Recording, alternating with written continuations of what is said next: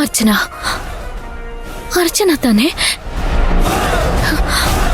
ಅರ್ಚನಾ ಇಲ್ಲಿ ನೋಡು, ನನಗೇನ್ ಮಾಡ್ಬೇಕು ಅಂತ ಗೊತ್ತಾಗ್ತಿಲ್ಲ ಅರ್ಚನಾ. ನೀನ್ ಈ ತರ ನನಗ್ ಕಾಣಿಸ್ಕೊತಿದ್ರೆ ನನಗ್ ಸಿಕ್ಕಾಪಟ್ಟೆ ಗಿಲ್ಟ್ ಫೀಲ್ ಆಗುತ್ತೆ ಅರ್ಚನಾ.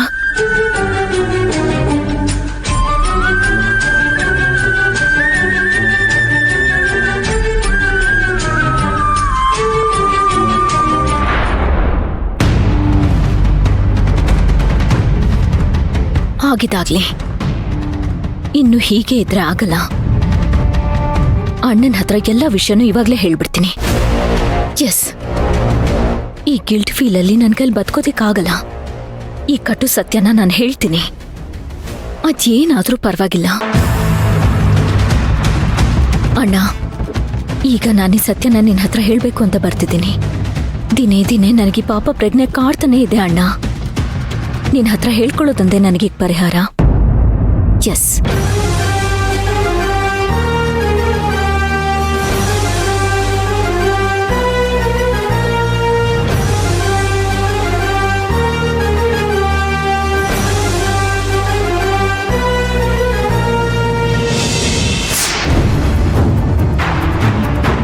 ಏನು ಸುಕೃತಂಗ್ ಇನ್ನೊಂದು ಮದುವೆನಾ?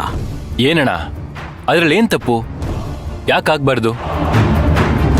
ಈಗ ಸುಕೃತ ನಮ್ ಕಣ್ಮುಂದೆ ಒಂಟಿಯಾಗಿ ನೋವು ಅನುಭವಿಸೋದಕ್ಕಿಂತ ಎರಡನೇ ಮದುವೆಯಾಗಿ ಖುಷಿಯಾಗಿರ್ಲಿ ಬಿಡು. ಅದ್ಗೆ ಏನಂತೀರ ನೀವು? ಮಾಡೋಣ, ಖಂಡಿತವಾಗ್ಲೂ ಅದ್ರಲ್ಲಿ ತಪ್ಪಿಲ್ಲ. ಆದ್ರೆ ಅದಕ್ಕಿಂತ ಮೊದಲು ಕೆಲವೊಂದು ಪ್ರೊಸೀಜರ್ಸ್ ಇದೆ. ಏನ್ ಪ್ರೊಸೀಜರು?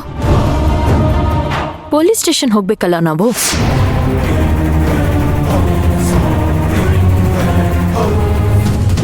ನಾನ್ ಹೇಳ್ತಾರ ಮಾತ್ಗೂ ಪೊಲೀಸ್ ಸ್ಟೇಷನ್ಗೂ ಏನ್ ಸಂಬಂಧ? ನಾವ್ ಯಾಕೆ ಅಲ್ಲಿಗೆ ಹೋಗ್ಬೇಕು? ವಿಕಾಸ್ ಎಲ್ಲಿದ್ದಾನೆ ಅಂತ ಕಂಡುಹಿಡಿಯೋದಕ್ಕೆ. ಆಮೇಲೆ ಸುಕೃತಂಗೆ ಎರಡನೇ ಮದ್ವೆ ಮಾಡೋದ್ರ ಬಗ್ಗೆ ಮುಂದುವರಿಬೇಕೋ ಬೇಡವೋ ಅನ್ನೋದ್ರ ಚರ್ಚೆ. ಇವಳು ಮಾತಾಡೋ ಮಾತು, ನಡ್ಕೊಳ್ಳೋ ರೀತಿ ಎಲ್ಲ ನೋಡ್ತಿದ್ರೆ ಏನೋ ಪ್ಲಾನ್ ಮಾಡ್ತಿದ್ದಾಳೆ ಅನ್ಸುತ್ತಲ್ಲ. ಒಂದ್ಸಲ ಕರ್ಸಿ ಅವನ ಹತ್ರ ಮಾತಾಡ್ಬೋದಲ್ಲ, ಯಾಕದಕ್ಕೆ ಅವಕಾಶ ಕೊಡ್ತಿಲ್ಲ?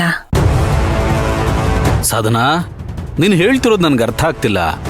ನಾವ್ಯಾಕೆ ಆ ವಿಕಾಸ್ನ ಕಂಡು ಹಿಡಿಬೇಕು? ಇವತ್ತು ನಮ್ ತಂಗಿ ಪರಿಸ್ಥಿತಿಗೆ ಅವನೇ ಕಾರಣ. ಅವನ ಬಗ್ಗೆ ನಾನೇ ತಪ್ಪು ತಿಳ್ಕೊಂಡಿದ್ದೆ ಅಂತ ಅನ್ಸುತ್ತೆ.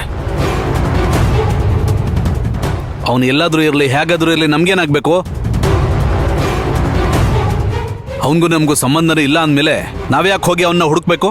ಹಲೋ ಹಲೋ ಮಿಸ್ಟರ್ ಹಸ್ಬೆಂಡ್, ಏನಿದ್ದಕ್ಕಿದ್ದಂಗೆ ನೀವು ಹಿಂಗೆಲ್ಲ ಮಾತಾಡ್ತಾ ಇದ್ದೀರಾ? ಅಲ್ಲ, ಮೊದ್ಲಿನ ಮದ್ವೆ ಬಗ್ಗೆ ಒಂದ್ ತೀರ್ಮಾನಕ್ಕೆ ಬರ್ಲೇಬೇಕು. ಅದು ತೀರ್ಮಾನ ಮಾಡದೆ ಎರಡನೇ ಮದ್ವೆ ಹೇಗ್ ಮಾಡ್ತೀರಾ? ಕಾನೂನು ಅಂತ ಒಂದಿದೆ.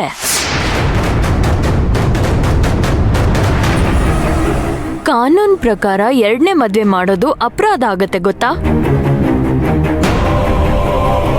ಮೊದಲನೇ ಗಂಡ ಬದುಕಿರುವಾಗ್ಲೇ ಹಾಗೆಲ್ಲ ಮಾಡಕ್ಕಾಗಲ್ಲ. ಮರ್ತೋಯ್ತಾ ನಿಮ್ಗೆ? ಅಣ್ಣ, ಅದ್ಗೆ ಹೇಳ್ತಾ ಇರೋದು ಪಾಯಿಂಟೇ. ಮೊದಲು ವಿಕಾಸ್ನ ನಾವು ಕಂಡುಹಿಡಿಬೇಕು.